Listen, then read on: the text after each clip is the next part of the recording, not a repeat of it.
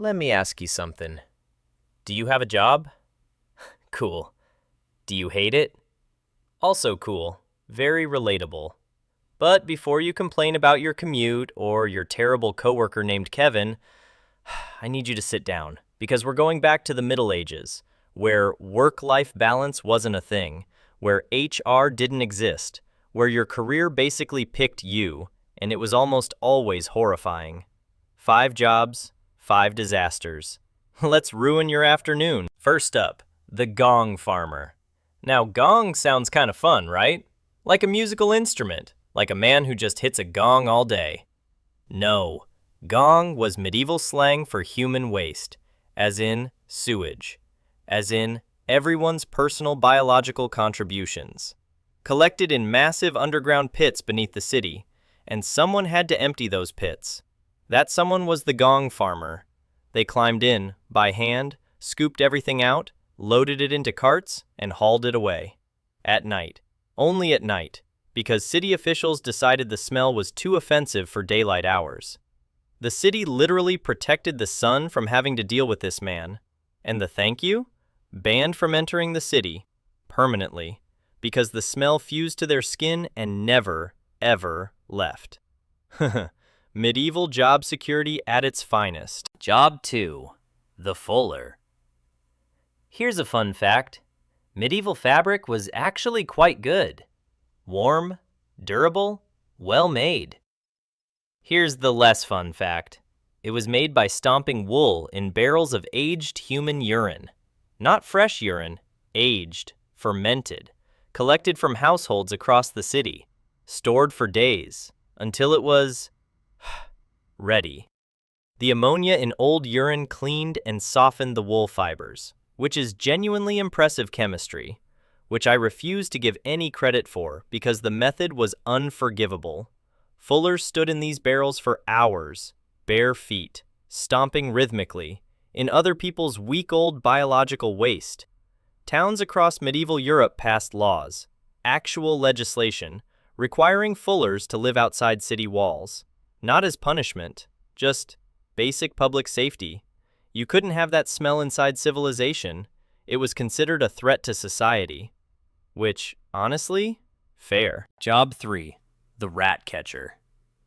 Medieval cities were absolutely overrun. We're talking rats everywhere. In your home, in your food, in your bed. Medieval rats had more rights than medieval peasants. They were thriving. So cities hired rat catchers, men who crawled into sewers and cellars and caught rats. With their bare hands, no tools, no protection, just a man, a tunnel, and a dream. Now here is where history gets genuinely unhinged. The rats they were catching were carrying fleas. Those fleas were carrying the Black Death, the plague that wiped out a third of Europe. Rat catchers were on the front lines of the deadliest pandemic in human history, getting paid per rat, with zero understanding of what they were actually dealing with. Many of them died, from the exact disease they were unknowingly trying to prevent. I don't even have a joke for that. That's just deeply sad and also deeply medieval. Job 4. The Battle Cleaner. Medieval battles were massive.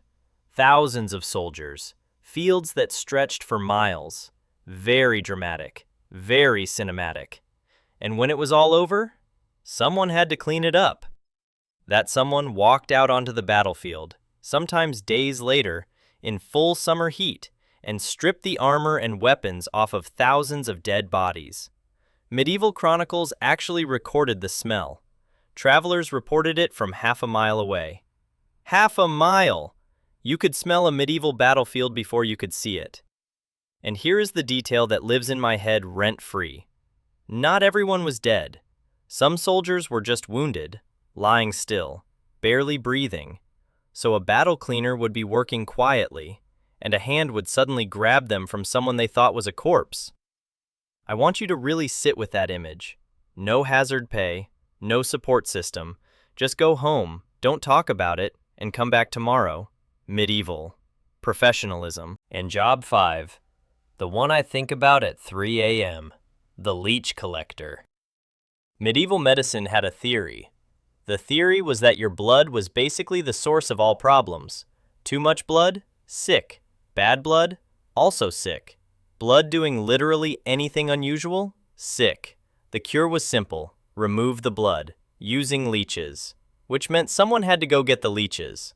The method was exactly what you think it was. A person walked into a swamp, pulled up their trouser legs, and stood there, completely still, waiting for leeches to find them, and bite, and feed. When enough leeches had attached, they carefully peeled them off and put them in a jar, then went back to standing there. Some collectors passed out from blood loss right there in the swamp, face down in the water. Some didn't wake up, and the ones who survived walked home with a jar full of leeches and barely enough money for bread. The dedication required for this job is honestly more than I give anything in my entire life.